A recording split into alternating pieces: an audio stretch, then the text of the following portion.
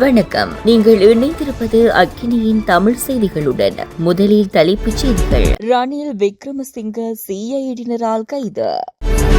யாழில் உள்ள ராணுவ முகாம்களை அகற்ற வலியுறுத்தி முன்னெடுக்கப்பட உள்ள போராட்டத்துக்கு அழைப்பு. ராஜபக்ஷ குடும்பத்தை காட்டிக் கொடுத்த தேசபந்து சிக்கப்போகும் பலர். லஞ்சம் ஊழல் ஆணைக்குழுவில் முன்னிலையான அகில விராஜ் காரியவசம். வேலைநிறுத்த போராட்டத்தை அறிவித்துள்ள அரசாங்க மருத்துவர்கள் சங்கம்.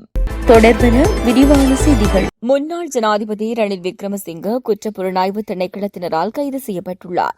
முன்னாள் ஜனாதிபதி ரணில் விக்ரமசிங்க என்ற நிதி குற்றப்புலனாய்வு பிரிவுக்கு வாக்குமூலம் அளிப்பதற்காக முன்னிலையாகியிருந்தார்.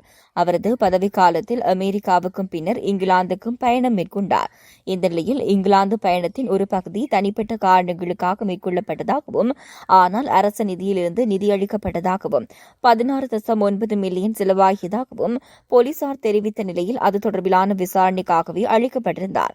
விசாரணையின் ஒரு பகுதியாக முன்னாள் ஜனாதிபதியின் செயலாளராக இருந்த சமன் ஏக்கநாயக்க மற்றும் ரணிலின் தனிப்பட்ட செயலாளராக இருந்த சாண்ட்ரா பெரேரா ஆகியோரிடம் போலீசார் ஏற்கனவே வாக்குமூலம் பெற்றுள்ளமை குறிப்பிடத்தக்கது. பருத்தித்துறையில் அமைந்துள்ள சில ராணுவ முகாம்களை அகற்ற வலியுறுத்தி பருத்தித்துறை நகரசபை தவிசாளர் தலைமையில் போராட்டம் முன்னெடுக்கப்பட உள்ளதாக அறிவிக்கப்பட்டுள்ளது. குறித்த போராட்டமானது எதிர்வரும் 25ஆம் தேதி நடைபெறவுள்ளது. பருத்தித்துறை நகரசபையில் இன்று காலை 9 மணியளவில் தேசிய மக்கள் சக்தி தவிர்ந்த அனைத்து கட்சிகளும் இணைந்து நடாத்திய ஊடக சந்திப்பிலே இவ்வாறு அறிவிக்கப்பட்டுள்ளது. யாழ்ப்பாணம் வடமராட்சி பருத்தித்துறை துறைமுகத்துக்கு எதிர்ப்பக்கம் உள்ள பருத்தித்துறை நீதிமன்றம், பருத்தித்துறை தபாலகம், பருத்தித்துறை நகரசபை ஆகியவற்றுக்கு சொந்தமான காணியில் உள்ள ராணுவ முகாமை அகற்றக் கோரி இந்த போராட்டம் முன்னெடுக்கப்பட உள்ளது. பருத்தித்துறை நகரை பாதுகாப்போம் என்ற துணிப்பொருளில் வரும் 25ஆம் தேதி திங்கட்கிழமை காலை 8 மணிக்கு பருத்தித்துறை துறைமுக பகுதியிலிருந்து ஆரம்பித்து பருத்தித்துறை பிரதேச செயலகம் வரை சென்று மனு வழங்கப்பட உள்ளது. கொழும்பு காலிமுகத்திடலில் நடைபெற்ற கோட்டா கோஹோம் அமைதியான போராட்டத்தின் போது ராஜபக்சவின் குண்டர்கள் நடத்திய தாக்குதலை தடுக்க தவறியமைக்காக முன்னாள் போலீஸ் மா அதிபர் தேசபந்து தென்னகோன் கைது செய்யப்பட்டு விளக்கமறியலில் வைக்கப்பட்டுள்ளார். இந்த நிலையில் அவர் ராஜபக்ச குடும்பத்தையே காட்டிக் கொடுத்து விட்டார் என அனுரதரப்பு ஆதரவு ஊடகம் ஒன்று செய்தி வெளியிட்டுள்ளது. அப்போதைய ஜனாதிபதி கோட்டபாய ராஜபக்சவின் அறிவுறுத்தலின் பேரிலே தான் செயற்பட்டதாக அவர் ஏற்கனவே கூறியுள்ளார். இந்த நிலையில் நேற்று கோட்டை நீதவான் நீதிமன்றத்தில் அவரது வழக்கறிஞர் இதனை தெரிவித்து தகவல்களை சமர்ப்பித்துள்ளார். இலங்கை போலீசார் பொது பாதுகாப்பு அமைச்சின் கீழ் இருந்தபோது தேசபந்து தென்னகோன் பொது பாதுகாப்பு அமைச்சரை தவிர்த்து கோட்டபாய ராஜபக்சவின் உத்தரவின் பேரில் செயல்பட்டுள்ளார். இதேவேளை தற்போதைய நிலையில் கோட்டபாய ராஜபக்சவை தேசபந்து தென்னகோன் காட்டிக் கொடுத்தமை போன்று மேலும் பல ராஜபக்சர்கள் காட்டிக் கொடுக்கலாம். இதன் மூலம் பல உண்மைகள் அம்பலமாகும் என ஆய்வாளர்கள் சுட்டிக்காட்டியுள்ளனர்.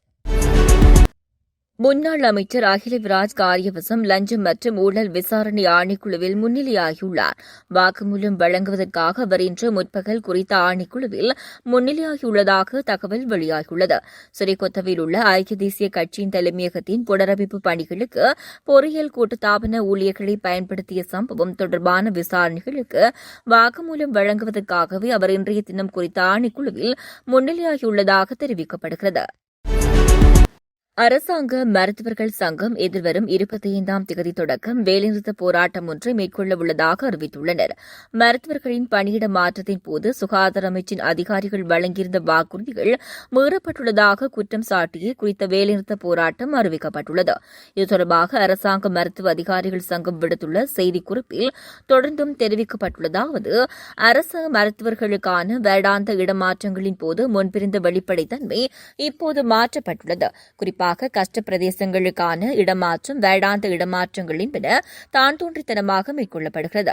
இடமாற்றங்களின் போது கட்டாயமாக நிரப்ப வேண்டிய கஷ்ட பிரதேசங்களுக்கான 134 பணியிடங்கள் சுகாதார அமைச்சின் அதிகாரிகளால் தற்போது ரத்து செய்யப்பட்டுள்ளது. அதன் காரணமாக கிராமப்புறங்களில் இருக்கும் 134 மருத்துவமனைகள் மூடப்படும் அபாயத்தை எதிர்கொண்டுள்ளன. அதேபோன்று வேறு வெற்றிடங்கள் 78 திட்டத்தனமாக நீக்கப்பட்டுள்ளது. அதனை கண்டிக்கும் வகையில் எதிர்வரும் 25ஆம் தேதி திங்கட்கிழமை தொடக்கம் வேலைநிறுத்த போராட்டம் ஒன்றை முன்னெடுக்க அரசாங்க மருத்துவ அதிகாரிகள் சங்கம் தீர்மானித்துள்ளது என்றும் குறித்த அறிக்கையில் தெரிவிக்கப்பட்டுள்ளது.